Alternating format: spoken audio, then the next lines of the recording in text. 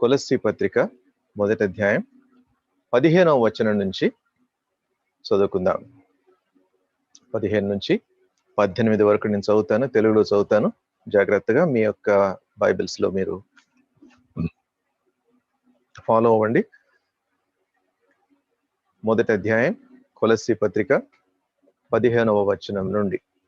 ఆయన అదృశ్య దేవుని స్వరూపి అయి సర్వ సృష్టికి ఆది సంభూతుడై ఉన్నాడు. ఏలయనగా ఆకాశమందున్నవియు భూమి యందున్నవియు దృశ్యమైనవి గాని అదృశ్యమైనవి గాని అవి సింహాసనములైనను ప్రభుత్వములైనను ప్రధానులైనను అధికారములైనను సర్వమును ఆయన యందు సృజింపబడిను. సర్వమును ఆయన ద్వారాను ఆయనను బట్టి సృజింపబడిను. ఆయన అన్నిటికంటే ముందుగా ఉన్నవాడు. ఆయనే సమస్తమునకు ఆధారభూతుడు. సంఘము అను శరీరమునకు ఆయనే శిరస్సు. ఆయనకు అన్నిటిలో ప్రాముఖ్యము కలుగు నిమిత్తము ఆయన ఆది అయ్యుండి మృతుల్లో నుండి లేచుటలో ఆది సంభూతుడాయను. What a spectacular passage it is. ఎంత చక్కని మాటలు, ఎంత చక్కని పదాలు, ఎంత చక్కని వివరణ పదాలు మరి పౌలు వినియోగించాడో చూడండి. అసలు ఎందుకు ఈ విధంగా ఇంత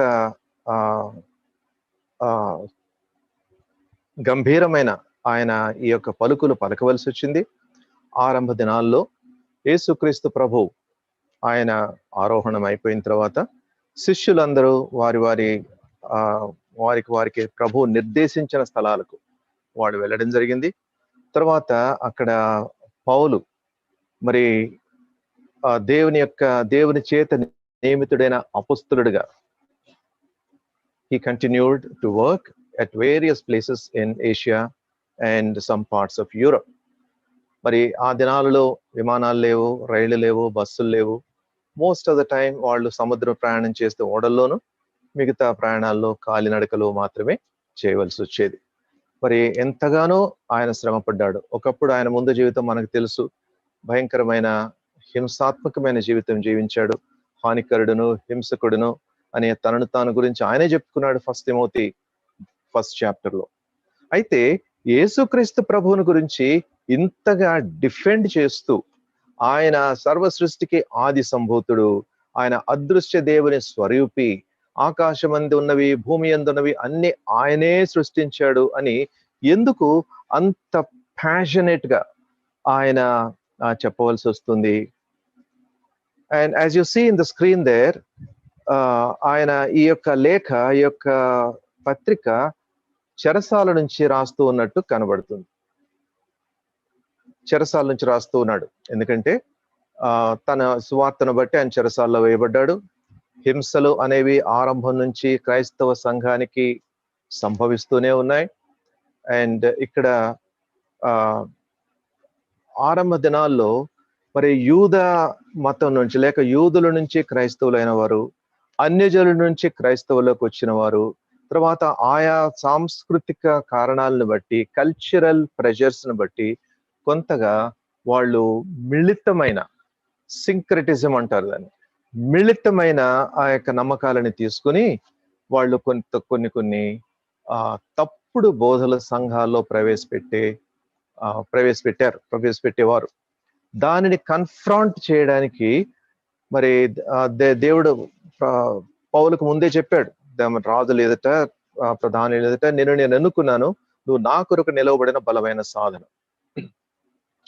మరి దైవభక్తి గల సంఘాలు ఆ దినాల్లో బహుశా మరి పౌలు కొరకు ఎంతో ఎదురు చూస్తుంటారు. అయ్యో, ఇంత తప్పుడు బోధలు మనలో వస్తున్నాయి, దీన్ని ఎదుర్కొనే వాళ్ళు ఎవరు అని వాళ్ళు అనుకుంటున్నప్పుడు పౌలు చెరసాల్లో ఉంచబడడం జరిగింది. So this was necessary that Paul had to defend the Lord Jesus Christ, the deity of the Lord Jesus Christ. యేసుక్రీస్తు ప్రభు వారి యొక్క దైవత్వాన్ని ఆయన గట్టిగా బహుదృఢంగా దానిని పునరుద్ఘాటించవలసి వచ్చింది. He had to reiterate that. అందుకనే ఈ సమయంలో ఆయన చెరసాల్లో ఉన్నాడు. చెరసాలలో ఉండి ఫిజికల్ గా వాళ్ళ దగ్గరికి రాలేకపోయాడు. ఒక విధమైన క్వారంటైన్ లో ఉన్నాడు. మరి వాళ్ళ నుంచి చాలా దూరంగా ఉన్నాడు. అయితే దేవుడు అద్భుతమైన రీతిగా ఆయన చేత పత్రికలు రాసి, అంటే దేవుని యొక్క ప్రేరేపణ చేత దేవుడు ఆయనను ప్రేరేపించి ఆ పత్రికల ద్వారా సంఘాలకు ఆ యొక్క ప్రోత్సాహాన్ని అందించడం జరిగింది. We see on the screen here these 4 epistles: ఎఫెసీ పత్రిక, కొలస్సీ పత్రిక, ఫిలిప్పీ పత్రిక, ఫిలెమోన్ పత్రిక. ఈ 4 పత్రికలు collectively they are called prison epistles, చెరసాల పత్రికలు అంటారు. ఈ పత్రికల్లో పౌలు రాసిన విషయాలు they are called collectively as anatomy of the church. సంఘానికి సంఘటితంగా ఏమైనా దృఢమైన వివరణ ఉంది అంటే ఈ 4 అధ్యాయాల నుంచి సంఘాన్ని గురించిన ఆ యొక్క దృఢమైన బోధ ఆయన ఆ యొక్క పత్రికల ద్వారా అనుగ్రహించడం జరిగింది. ఎఫెసీ పత్రిక చూస్తే మనం అక్కడ చూస్తున్నట్లు church the body of the believers, విశ్వాసులకు శరీరంగా ఆ యొక్క సంఘం ఉంది. ఎఫెసీ పత్రిక బోధంతా అది. కొలస్సీ పత్రికలో ఆ సంఘానికి క్రీస్తు శిరస్సు అయి ఉన్నాడు. మనం చదువుకున్న వాక్య భాగం అదే. ఎందుకు ఆ యొక్క పరిస్థితి, ఎందుకు అలా మాట్లాడాల్సి వచ్చింది, ఎందుకంత దృఢంగా ఆయన చెప్పాల్సి వచ్చింది అనేది మనం ఇంకా ముందు చూసుకుందాం. ఫిలిప్పీ పత్రిక ఇక్కడ చర్చ్ హియర్ ఆన్ ఎర్త్, భూమి మీద ఉండవలసిన సంఘం ఎలా ఉండాలో, సంఘం ఎలా ప్రవర్తించాలో దానికి తగిన విషయాలు ఫిలిప్పీ పత్రికలో ఆయన రాస్తూ ఉన్నాడు. తర్వాత ఫిలెమోన్ పత్రికలో మనకు తెలిసినట్లు మరి ఫిలెమోను ఒక ధనవంతుడైన దేవుని యొక్క విశ్వాసి. మరి ఆయన దగ్గర ఒక బానిస ఉండేవాడు, ఒనేసిమస్ అని. ఆ ఒనేసిము ఆయన దగ్గర నుంచి కొంత డబ్బు సంహరించి అక్కడ నుంచి పారిపోయాడు, బానిసత్వం నుంచి పారిపోయాడు. అది మరణానికి తగిన నేరం. దాని తర్వాత ఆయన చెరసాల్లో ఉండడం జరిగింది. అదే చెరసాల్లో పౌలు ఉండడం జరిగింది. మరి వారు పౌలు ఇచ్చిన ఆ యొక్క సువార్తను బట్టి ఒనేసిమస్ ప్రభువును అంగీకరించాడు. ఇప్పుడు ఆ యొక్క లేఖ రాసి ఒనేసిమస్ తో అది ఫిలోమోనుకు ఆయన పంపిస్తున్నాడు. These are called the 4 prison epistles. ఆ సంవత్సరం ఇట్ వాజ్ AD 62, అరౌండ్ 62. పేతురు మార్టిర్డమ్ అంటే ఆయన హతసాక్షి అయిన సమయం దాదాపు 64 క్రీస్తు శకం 64వ సంవత్సరంలో ఆయన హతసాక్షి అవ్వడం జరిగింది, తలకిందులుగా సిలువ వేయబడి. మరి దాదాపు ఆ సమయంలో సంఘం విపరీతమైన హింసకు గురవుతున్న దినాలవి. సో AD 62లో around that time when Paul was in prison, 4 messengers left Rome unobserved.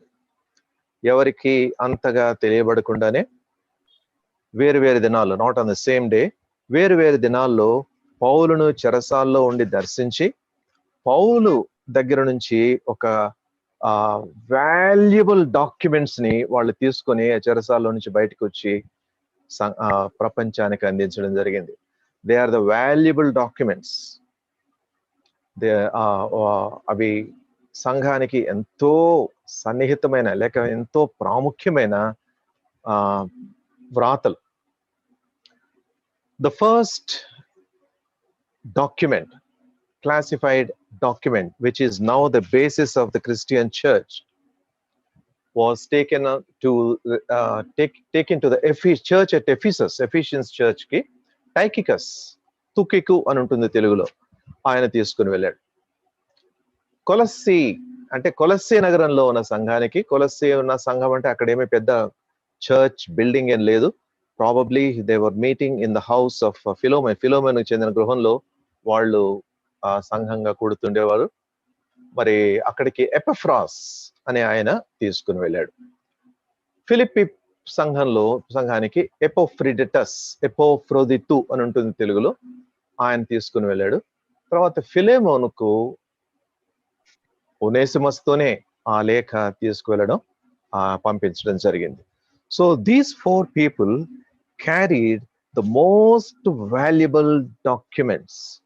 ఎక్కడ వారికి పోలీస్ సెక్యూరిటీ లేదు, వాళ్ళు చాలా దూరం నడిచి వెళ్ళవలసి వచ్చింది, ఎక్కడ వాళ్ళకి భద్రత లేదు. కానీ దేవుడు తన అద్భుతమైన కృప ద్వారా ఆ యొక్క ప్రతులను చక్కగా కాపాడి ఈ దినం మనం వాటిని చదువుకొని అవి మనకి మార్గదర్శకాలుగా ఉండేలాగా మనం దేవుడు మనకు అలా చేశాడు. నో బట్ వై దిస్ కొలస్సీ పత్రికలో మనం చదువుకుంటున్నట్లు దిస్ ఇస్ కాల్డ్ కొలస్సీ పత్రికలో ఉద్ఘాటన ఏంటంటే యేసు ప్రభువు ఆయనే ఉన్నతుడు, ఆయనే సర్వ సంపూర్ణుడు అనే మాట మనం చూసుకుంటాం. Supremacy of the Lord Jesus Christ. So Colossae పత్రికను మనం దేవుని చిత్తమైతే ఈ దినాల్లో మనం ధ్యానించుకుందాం. దానిలో నుంచి ఎన్నో వాల్యుబుల్ విషయాలు మనకు అక్కడ కనబడతాయి. కొలస్సీ నగరం ఒక ఏషియా మైనర్ ప్రావిన్స్ లో అది ఉంది. ఇప్పుడు ప్రస్తుతం ఉన్న టర్కీ అనే ప్రదేశంలో అది మనకు కనబడుతుంది. ఇక్కడ మరి మ్యాప్ మీరు గమనించగలిగితే అక్కడ మీకు మధ్యధరా సముద్రం కనబడుతుంది, మెడిటరేనియన్ సీ. ఒకవైపు ఇటలీ కనబడుతుంది, ఇటలీలో రోమ్ ఉంటుంది. తర్వాత ఇక్కడ ఫిలిప్పి, థెసలోనికా, కొరింథ్, త్రోయాస్, ఎఫిసస్ అండ్ కొలస్సే. ఇంకా కొంచెం మ్యాగ్నిఫై చేసుకుంటే పైన ఉన్న చిన్న రెక్టాంగిల్లో కొలస్సీ నగరం కనబడుతుంది మీకు అక్కడ. అలాగే అక్కడ హెరాపాలిస్ అనే నగరం, లవోడేషియా అనే నగరం అక్కడ మనకు కనబడుతుంది. So these were the areas. Colossae, interestingly Colossae నగరంలో ఉన్న సంఘాన్ని ఎప్పుడు పౌలు ఫిజికల్ గా దర్శించలేదు. All these had been great cities. వీళ్ళందరూ తూర్పు నుంచి వాళ్ళకు ఎదురయ్యే శత్రువుల దాడుల నుంచి they have fortified their cities, they have built forts. కొలస్సీ నగరంలోను, తర్వాత ఇతర ఈ నగరాల్లో అక్కడున్న ఆ నగరాల్లో సార్దేస్, ఫిలడెల్ఫియా, లవోడీషియా, వీళ్ళందరికీ చాలా జాగ్రత్తగా పటిష్టంగా గోడలు కట్టుకున్నారు వాళ్ళు, పెద్ద పెద్ద గోడలు. All these great cities have been defended. I mean, walls were built around these cities in defense against invasion from the enemies. But by the time of Paul, the danger had been relieved because Roman Empire was pretty much in charge of the world by then. ఈ ప్రాంతమంతా రోమా ప్రభుత్వం ఆక్రమించింది కనుక చిన్న చిన్న శత్రువుల నుంచి దాడులు అప్పటికి తగ్గిపోయినాయి. So as far as the record is concerned, Paul never visited Colossae. పౌలు ఆత్మీయంగా తన యొక్క ప్రార్థనల చేత, తన యొక్క మనుషులను ప్రేరేపించడం ద్వారా, ప్రోత్సహించడం ద్వారా ఆత్మీయంగా, technically though he was responsible for the church to form at Colossae, but he sent Epaphras అనే ఆయన్ను అక్కడికి ఆయన పంపించడం జరిగింది. Epaphras was the leader in the church at Colossae. కొలస్సీలో ఏర్పడిన సంఘంలో ఆయన అక్కడ ఉన్నాడు. But by that time there were lot of misinformation, misgivings as far as the doctrine is concerned. అక్కడ కనబడింది. మరి ఎంతో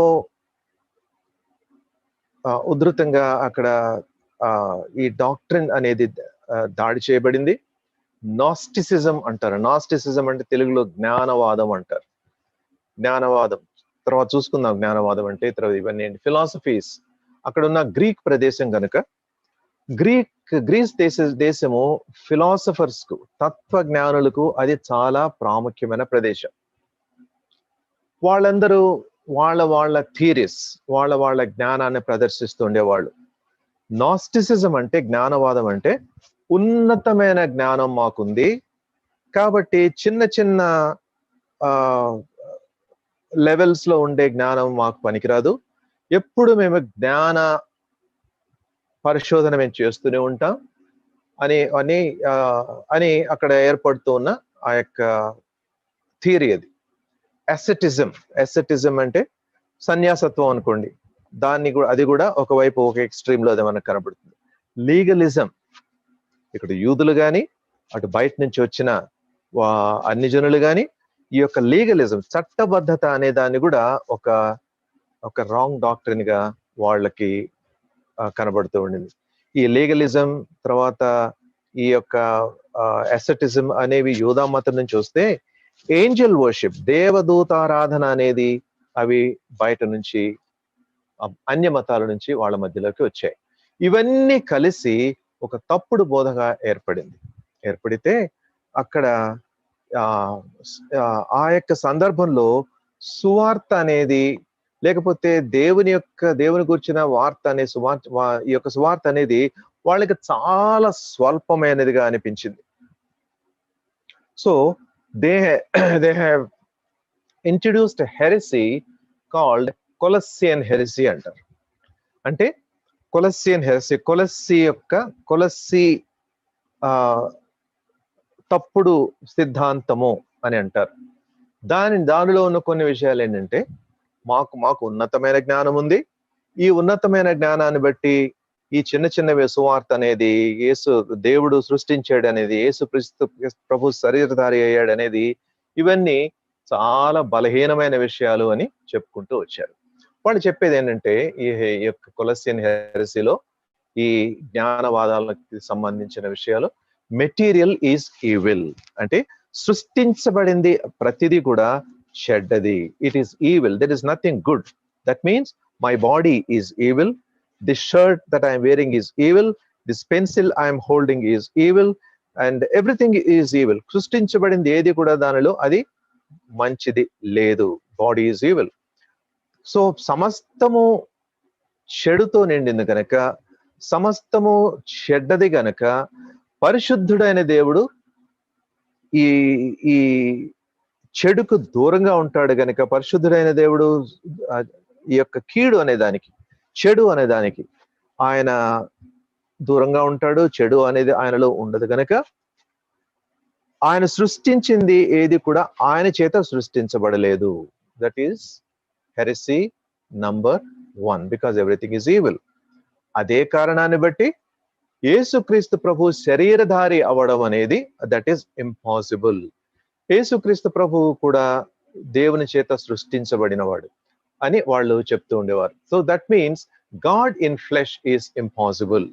దేవుడు శరీరధారి అవడం ఇంపాసిబుల్, బికాస్ వాళ్ళు నమ్మేది ఏంటంటే శరీరమే కీడుకు సంబంధించింది, చెడుకు సంబంధించింది కనుక.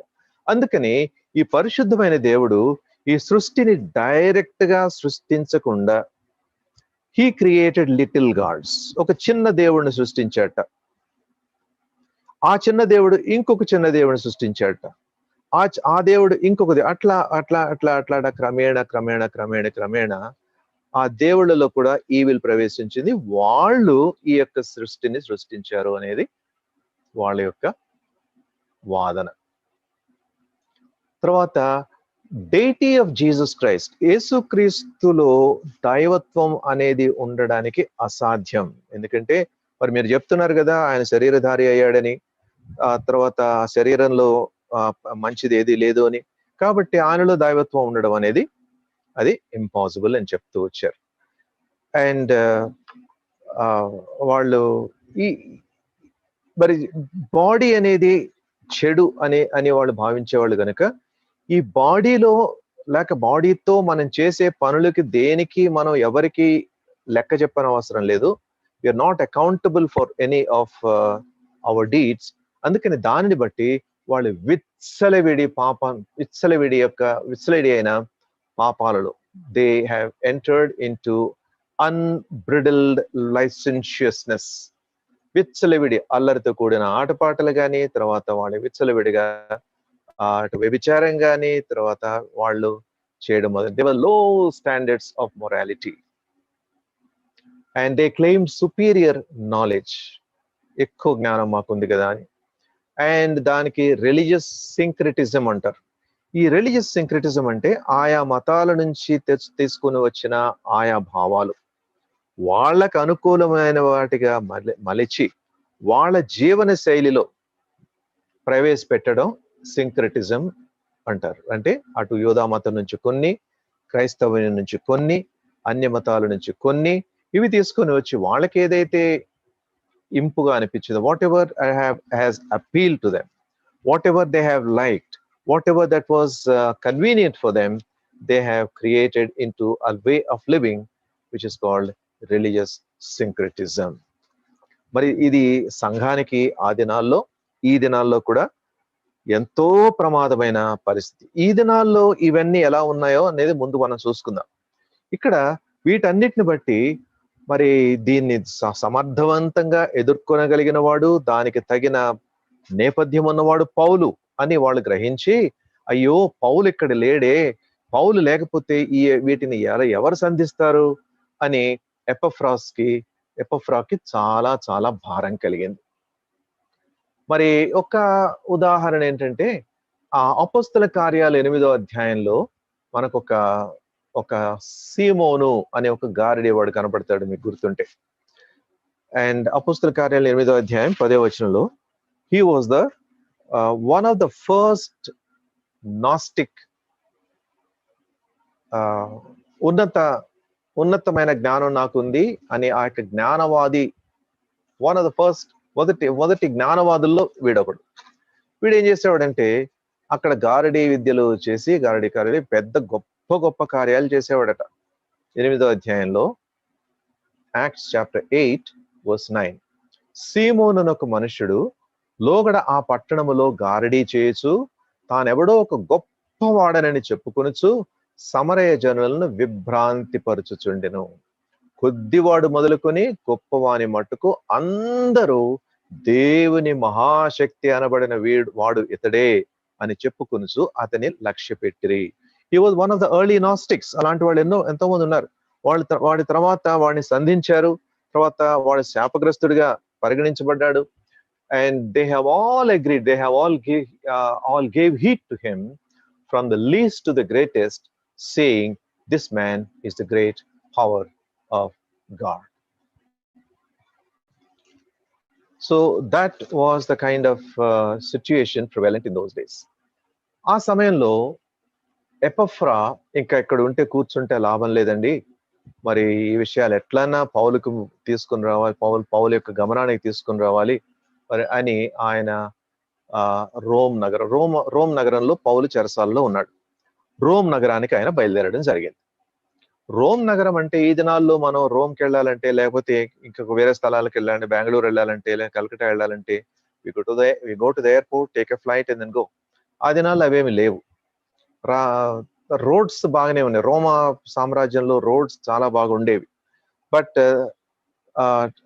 Means of travel was very limited. కాబట్టి బహుశా ఇందాక మన మ్యాప్ లో చూసుకున్నట్టు కొలస్సీ నుంచి సముద్రం కాకుండా కొంచెం సముద్రం పైనుంచి రావాలంటే, రోమ్ నగరం రావాలంటే దాదాపు 1000 మైళ్ళు ఉండేది. ఆ 1000 మైళ్ళు బహుశా ఎపఫ్రా కాలినడకనే బయలుదేరి వెళ్ళాడు. మరి ఎన్ని దినాలు పట్టిందో, రోజుకు 20 కిలోమీటర్లు ఒక మనిషి 20 మైళ్ళు ఒక మనిషి నడవగలిగితే ఎన్ని దినాలు పట్టిందో మనకి ఆ వివరాలు లేవు కానీ, but we can very well imagine. So finally he has reached the prison in Rome, sought permission and went and met Paul. పౌలుకు మరి ఎంతసేపు వివరించాడో, ఎంత వివరంగా వివరించాడో తెలీదు. పౌలు మహా జ్ఞానం కలిగిన వాడు. వెంటనే ఆయన పరిస్థితిని అవగాహన చేసుకున్నాడు. And then Paul felt compelled to write to this church at Colossae. Because the Holy Spirit is at work, God has inspired Paul to write this beautiful letter, Colossians, addressing the church in Colossae. He felt compelled to write to this church. Dangerous heresy was creeping into the church. That is why Epaphras was compelled to go. ఆ దినాల్లో emails లేవు, WhatsApps లేవు. తర్వాత సమాచారం చేరవేయాలంటే ఒక మనిషి ఇక్కడి నుంచి అక్కడికి వెళ్ళాలి, అక్కడి నుంచి ఇక్కడికి రావాలంటే ఇంకో మనిషి రావాలి. కనుక ఇవన్నీ అట్లాంటి పరిస్థితి. అందుకని అక్కడ వెళ్ళి వివరించాడు. పౌలు చాలా చాలా బాధపడ్డాడు. తర్వాత కొలస్సీ పత్రికలో మనం చదివితే ఎంతగా వాళ్ళ కొరకు పరితపించిపోయాడో.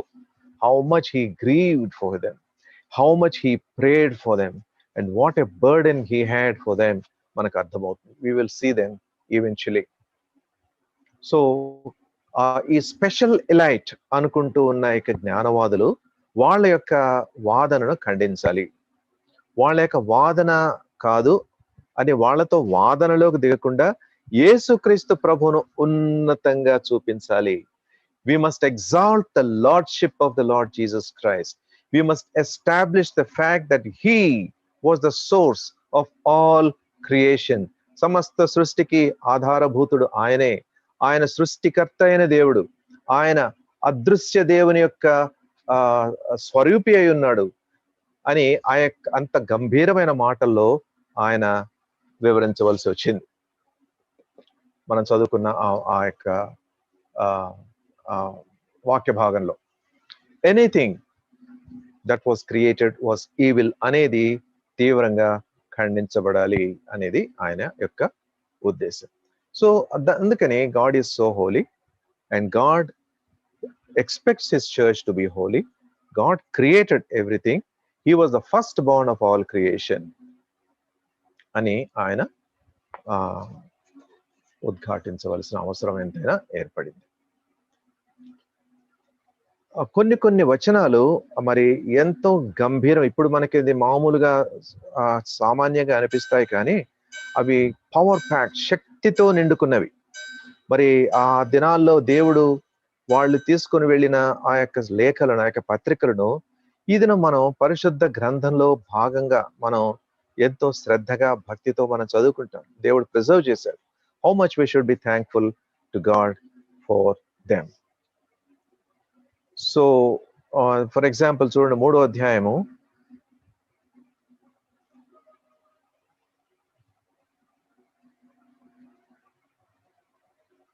4వ వచనం. 3వ అధ్యాయం 3, 2, 3, 4 వచనాలు. పైనున్న వాటి మీదనే కాని భూ సంబంధమైన వాటి మీద మనసు పెట్టుకొనకుడి. ఏలయనగా మీరు మృతి పొందితిరి, మీ జీవము క్రీస్తుతో కూడా దేవుని యందు దాచబడి ఉన్నది. మనకు జీవమై ఉన్న క్రీస్తు ప్రత్యక్షమైనప్పుడు మీరును ఆయనతో కూడా మహిమయందు ప్రత్యక్షపరచబడుదురు. ఈ దినం మనం కొలస్సీ నగరానికి వెళ్ళి అక్కడ ఇవన్నీ ఎక్కడున్నాయి, ఈ సంఘాలు ఎక్కడున్నాయి, ఈ మనుషులు ఎక్కడున్నారు అనేది చూడాలంటే అక్కడ ఏమీ ఉండదు. ఎందుకంటే పౌలు ఈ పత్రిక రాసి ఎపఫ్రా చేత పంపించిన తర్వాత కొన్ని సంవత్సరాలకు, నెలలకు పెద్ద భూకంపం ఒకటి జరిగింది. It was a very big earthquake. నగరం దాదాపు పూర్తిగా ధ్వంసమైపోయింది. అదే కాకుండా 1200 సంవత్సరం అంటే క్రీస్తు శకం 1200 సంవత్సరంలో మరి ఒక భూకంపం సంభవించింది. కాబట్టి ఈ నగరాల్లో ఇప్పుడు వెళ్ళి మనం చూస్తే అక్కడ శిథిలాలు తప్ప మనకి ఏమీ కనబడవు. అవి తవ్వకాలు జరుగుతున్నాయి ఇప్పుడు, కానీ ఆ యొక్క ప్రదేశాలన్నీ టర్కీ దేశంలో ఇప్పుడు ఉన్నాయి కనుక వాళ్ళు ఈ ఎస్కవేటర్స్ కి అంత స్వేచ్ఛను వాళ్ళు ఇవ్వరు. కనుక వాళ్ళు ఈ విషయంలో ఎంతో జాగ్రత్తతో వాళ్ళు చూస్తూ ఉన్నారు. కానీ అద్భుతమైన విషయం ఏంటంటే కొలస్సీ సంఘం అక్కడ వెళ్ళిపోయింది. కొలస్సీ అక్కడున్న గృహం, ఏ గృహంలో అయితే సంఘం నిలబడిందో అవన్నీ శిథిలాలు అయిపోయినాయి. కానీ కొలస్సీ సంఘాన్ని ఉద్దేశించి రాసిన పత్రిక మాత్రం దేవుడు శాశ్వతంగా అది మన కొరకై నిలిపి ఉంచాడు. ఇంకొక వచనం చదువుకుని ముందుకెళ్దాం. 2వ అధ్యాయం 9, 10 వచనాలు. ఏలయనగా దేవత్వం యొక్క సర్వ పరిపూర్ణత శరీరముగా క్రీస్తునందు నివసించుచున్నది, మరియు ఆయన యందు మీరును సంపూర్ణులై ఉన్నారు. ఆయన సమస్త ప్రధానులకును అధికారులకును శిరస్సు అయి ఉన్నాడు. ఆయన యందు మీరు సంపూర్ణులై ఉన్నారు. That is the theme of this book of Colossians. You are complete in him. He is all sufficient. ఆయన సర్వ సంపూర్ణుడు అనే మాట ఇక్కడ మనకి కనబడుతూ ఉంది అన్న యొక్క భావం. దానిని ఎంతో శక్తివంతంగా పౌలు అక్కడ ఉద్ఘాటిస్తూ ఉన్నాడు.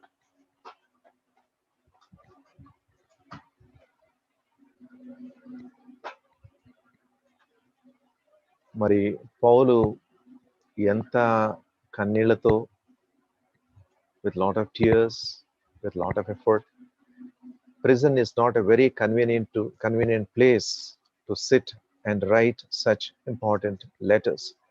4 అధ్యాయాలు అయినప్పటికీ ఎంతో గంభీరమైన సంగతులు అక్కడ మనకు కనబడతాయి.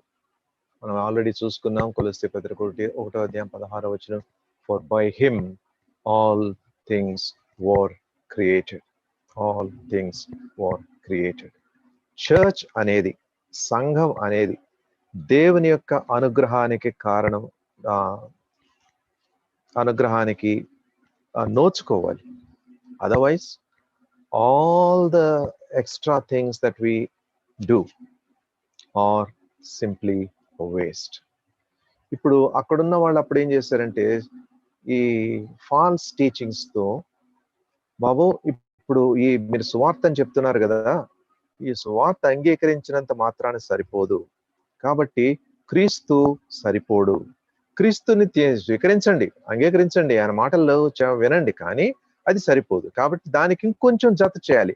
Christ plus something, Christ plus deeds, Christ plus programmes, Christ plus knowledge, Christ plus psychology, Christ plus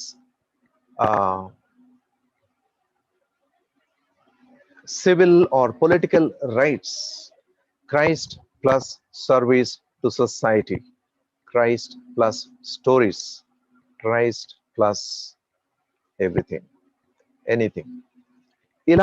ఇలాంటి ధోరణిలో క్రీస్తు ప్రభువుకు రావాల్సిన ఉద్ఘాటన, ఆ యొక్క ప్రాధాన్యత సంఘాల్లో కరువైంది. That's why Paul felt so much passionate and then obligated to write this letter. Obviously, we know it is evident that Paul is the author of this letter. The time of this letter was about AD 62, and the audience was for the church at Colossae. So this is what Paul is trying to tell them. You are complete in Christ. మీరేక దేని విషయం మీరు దిగులు పడవలసిన అవసరం లేదు. He is the one who has created you and me, created the whole universe. There is no truth in saying that all creation is evil. అది యేసుక్రీస్తు ప్రభు ఆయన త్రిత్వంలో ఒకడిగా ఉండి ఆయన ఈ యొక్క సృష్టిని ఆయన సృష్టించడం జరిగింది. కనుక this is a magnificent teaching in this church, in this epistle. So వాళ్ళకున్న ఆ యొక్క తప్పుడు సిద్ధాంతాలను పటాపంచలు చేశాడు. హీదనిజం, పేగనిజం, తర్వాత మిస్టరీ రిలీజన్స్ ఎన్నో ఉన్నాయి. దిర్ ఆల్ పార్ట్ ఆఫ్ నాస్టిసిజం. అయితే ఇప్పుడు మనం ఎందుకు వాటి గురించి చెప్పుకుంటూ ఉన్నాం? నాస్టిసిజం, జ్ఞానవాదం అనేది ఇప్పుడు కూడా ఉందా? ఉంది. ఎందుకంటే అది చాలా సటిల్ గా సంఘాల్లో ప్రవేశించే దినాలు ఇవి. ఎంతో సటిల్ గా, ఎంతో మోసయుక్తంగా తప్పుడు బోధలు అనేవి సంభవించేవి. మనకి ఈ దినాల్లో ఈ ప్రసార మాధ్యమాలు, మీడియా కానీ, అటు టీవీ కానీ, టీవీ ప్రీచర్స్ కానీ ఎక్కువగా ఉన్న కారణాన్ని బట్టి ఎవరికి తోచింది వాళ్ళు చెప్పడం జరుగుతూ ఉంది. These people, as a part of this Gnostic philosophies, జ్ఞానవాదంతో కూడిన ఈ యొక్క వాదాలని లేక ఈ యొక్క బోధనలను అనుసరించి they claim they have exclusive spirit. మాకు దర్శనాలు కలిగాయి, మాకు కొన్ని ప్రేరేపణలు కలిగాయి, కొన్ని మేము దేవునితో మాట్లాడడం జరిగింది, పరలోకానికి వెళ్ళి తిరిగి రావడం జరిగింది, కొన్ని సంగతులు బైబిల్లో లేని సంగతులు దేవుడు మాకు చూపించాడు అని చాలా సార్లు మనం వింటూ ఉంటాం. కాబట్టి ఇది సరిపోదు, క్రీస్తుతో ఒకటే మనకి సరిపోదు. కాబట్టి ఇవన్నీ కూడా ఈ యొక్క కల్ట్స్ అనేవి అన్నీ కూడా అలాగే పుట్టాయి. They claim exclusive spirit. They claim that they know more than any of the apostles ఉన్న జ్ఞానం సరిపోదు. కాబట్టి మనకి దేవుడు అన్ని ఇచ్చేవాడు. దేవుడు మనం ఎలా వెళ్ళినా కూడా, ఏం చేసినా కూడా ఆయన కృప ప్రేమామయుడు గనక because he is a God of love, he will overlook what we do అనే యొక్క వాదన విస్తారంగా వెళుతున్న దినాలు ఇవి. పాపము అని అనొద్దు, తర్వాత దేవుని శిక్ష అని అనొద్దు, including the translations of the Bible. If you see the modern translations of the Bible, దేవుని యొక్క ఉగ్రత, దేవుని యొక్క శిక్ష, తర్వాత మనుష్యుల పాపం కొరకై చిందించబడిన యేసుక్రీస్తు ప్రభు యొక్క రక్తం, అది ప్రాయశ్చిత్తం, ఇవన్నీ ఒకసారి మీరు గమనించి ధ్యానించి చూడండి. వాటి యొక్క విలువ, వాటి యొక్క అర్థం పూర్తిగా డైల్యూట్ చేయబడిన విషయాలు మనకు కనబడుతూ ఉంటాయి. That is what the world wants. They don't like to hear that God is the one who judges the whole world. God is the one who pours his wrath against those people who rejected him. ఇవన్నీ జ్ఞానవాదానికి సంబంధించినవే. మాకు ఎక్కువ తెలుసు, బైబిల్లో అపొస్తలుల కంటే ఎక్కువ తెలుసు కనుక God is not like that. God is a merciful God. God is a very loving God.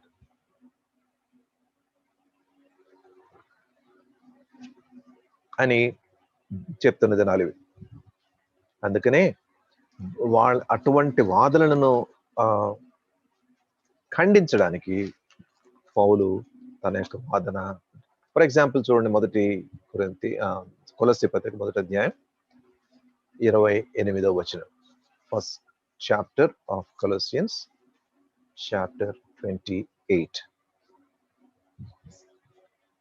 ప్రతి మనుష్యుని క్రీస్తునందు సంపూర్ణునిగా చేసి ఆయన ఎదుట నిలవబెట్టవలనని సమస్త విధములైన జ్ఞానముతో మేము ప్రతి మనుష్యునికి బుద్ధి చెప్పుచు, ప్రతి మనుష్యునికి బోధించుచు ఆయనను ప్రకటించుచున్నాము.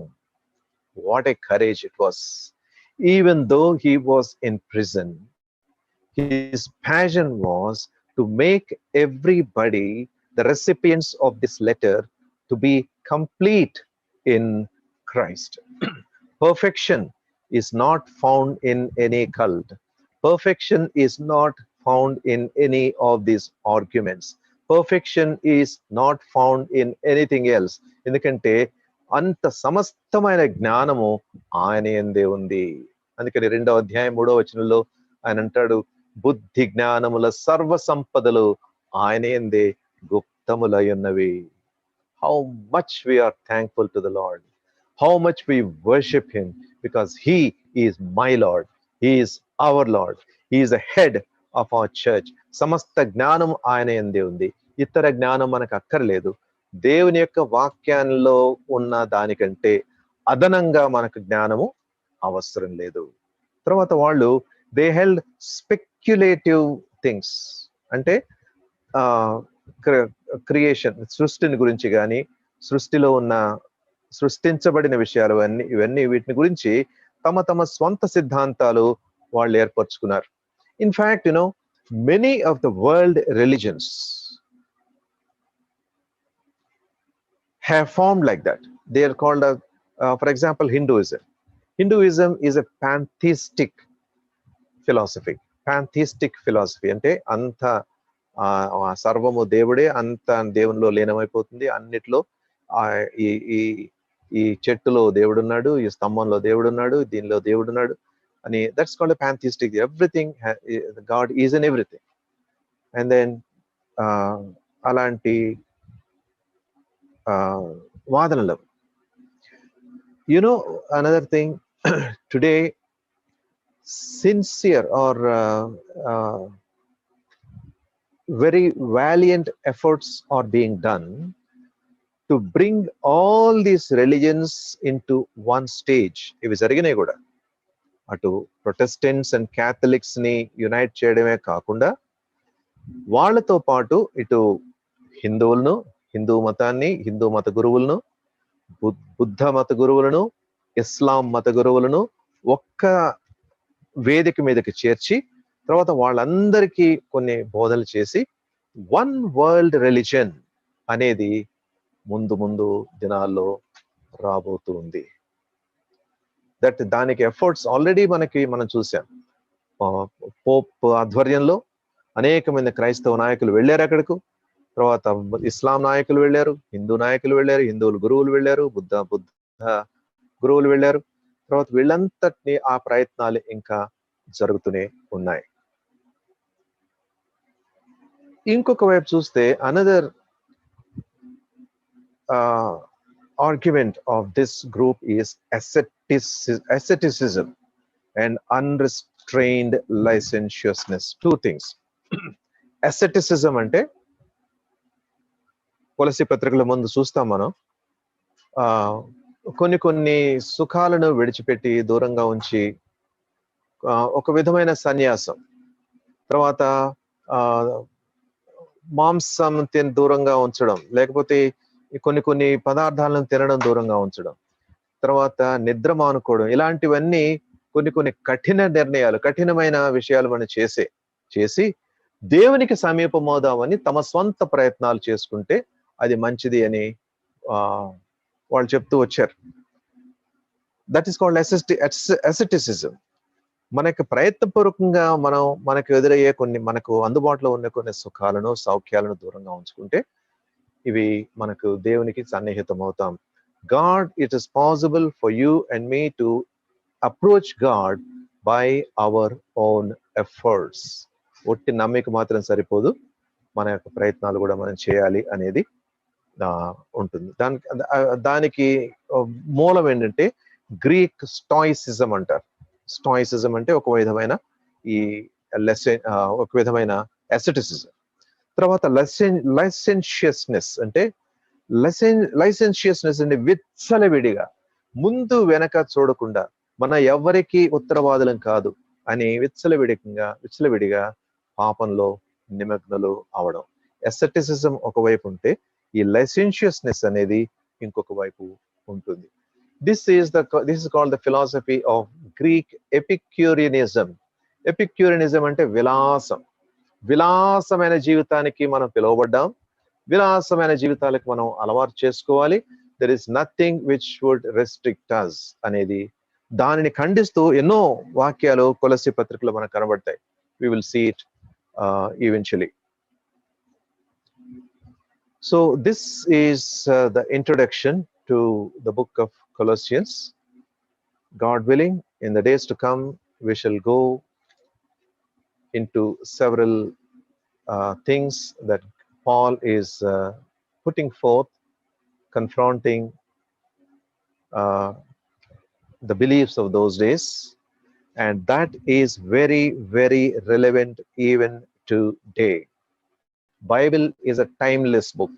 Timeless book అంటే 2000 సంవత్సరాల క్రితం అది ఎంతగా అది అనుకూలంగా, లేక ఆ కాలానికి అనుకూలంగా ఎలా ఉందో, ఈ దినంలో ఉన్న ఇంత టెక్నాలజీ డ్రివెన్ వరల్డ్ లో కూడా టెక్నాలజీ కానీ, తర్వాత కన్వీనియంట్ లైఫ్ స్టైల్ కానీ, తర్వాత మనకి అటు ట్రావెల్లో కానీ, ఇటు అనేక విషయాలలో మనకి ఎన్నో విషయాలు మనకి కనబడుతూ ఉన్నప్పటికీ వాటన్నిటిలో మరి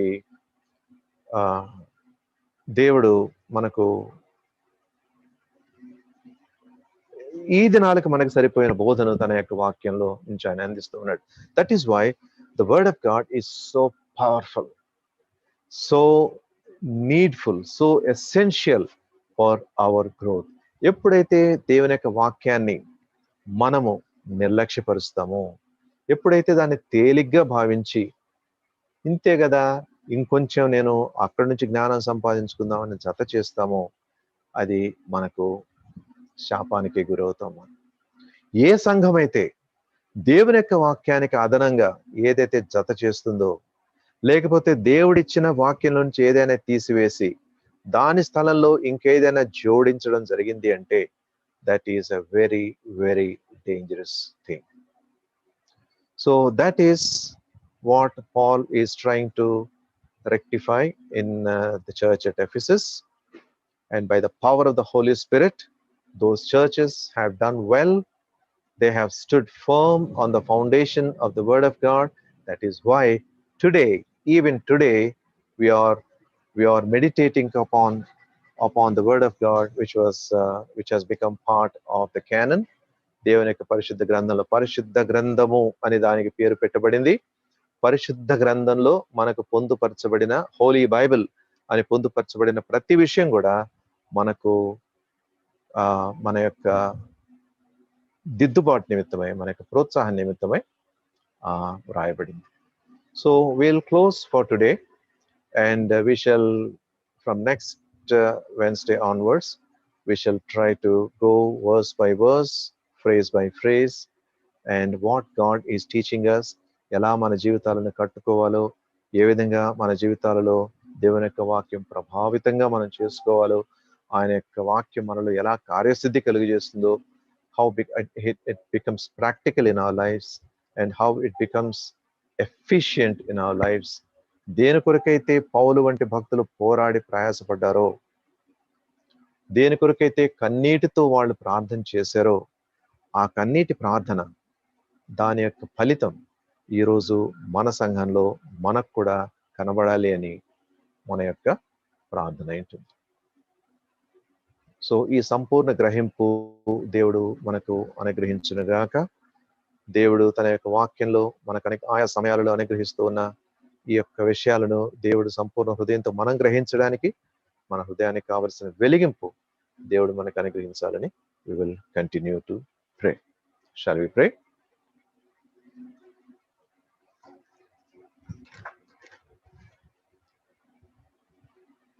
దేవుని యొక్క వాక్యం ధ్యానించే ముందుగా చదువుకొని వస్తే అది ఎంతో ప్రయోజనకరంగా ఉంటుంది మనకు. మొదటి అధ్యాయం చదువుకొని వద్దాం. We shall study together. It is a very, very powerful epistle and very, very relevant epistle. So may God be with us as we go further. పరిశుద్ధుడైన జీవము కలిగిన మహోన్నతుడైన మా తండ్రి, సర్వశక్తి గల మా దేవ, మహోన్నతుడు, సర్వజ్ఞానము, సంపూర్ణత అయ్యున్న మా ప్రభు, సర్వ సృష్టికి ఆది సంభూతుడైనాడు. సమస్తము ఆయన చే కలిగినవి, ఆయన ద్వారా కలిగినవి, ఆయన కొరకు కలిగినవి. ప్రభువా, మరి ఆ యొక్క ప్రభువును మాకు ప్రభువుగా మీరు ఉంచారు. ఆ ప్రభువును మా హృదయాలలో గ్రహించడానికి ఆయన రక్తం ద్వారా సిలువలో మీరు కలిగించి ఉన్న, దేవునితో చేసి ఉన్న, మాతో చేసి ఉన్న సంధిని బట్టి ప్రభువా నీకు ఎంతో వందనాలు చెల్లించుకుంటున్నాను. ఆ శక్తిని బట్టి ప్రభువా ఈ దినం మేము నిన్ను ప్రభువా తండ్రి అని పిలవగలుగుతూ ఉన్నాం. ఇమాన్యుయల్ హౌస్ ఆఫ్ వర్షిప్ సంఘాన్ని ప్రభువా మీరు బహుగా ఆశీర్వదించారు. ఎన్నో అవకాశాలను వాక్యంలో మీరు మాకు అనుగ్రహిస్తూ ఉన్నారు. అనేక విధాలుగా మమ్మలను నడిపిస్తూ ఉన్నారు. ప్రభువా నీకు వందనాలు. ప్రభువా మా దేవా, మీరు మాకు అనుగ్రహించే సంగతులు, అనుగ్రహించే వాస్తవాలు మా జీవితాల్లో కార్యసాధకం అవ్వడానికి పరిశుద్ధాత్మ చేత మీరు మా యొక్క హృదయాలలో నాటబడిన వాక్యానికి నీరు కట్టమని ప్రభువా నిన్ను వేడుకుంటున్నాను. గత దినాల్లో హెబ్రీ పత్రిక నుంచి ఎంతో గంభీరంగా మాతో మాట్లాడారు తండ్రి. ప్రభువా మా దేవా, ఏ సంగతులు మా కొరకే ముందుగా మీరు నిర్ణయించారో, ఏ సంగతులు ముందుగా మా కొరకే ఉద్దేశించారో, ఆ సంగతులు, ఆ సంకల్పాలు మా జీవితాలలో సంపూర్ణంగా నెరవేర్చబడడానికి తండ్రి రానైన దినాల్లో మమ్మలను మీ యొక్క వెలుగుతో నింపి నడిపించమని వేడుకుంటూ, మీ కృపా హస్తాలకి మమ్మల్ని అప్పచెప్పుకుంటూ, మా ప్రభు, మా రక్షకుడైన యేసు క్రీస్తు ప్రభు నామంలో ప్రార్థించి వేడుకుంటూ ఉన్నాం తండ్రి. ఆమేన్.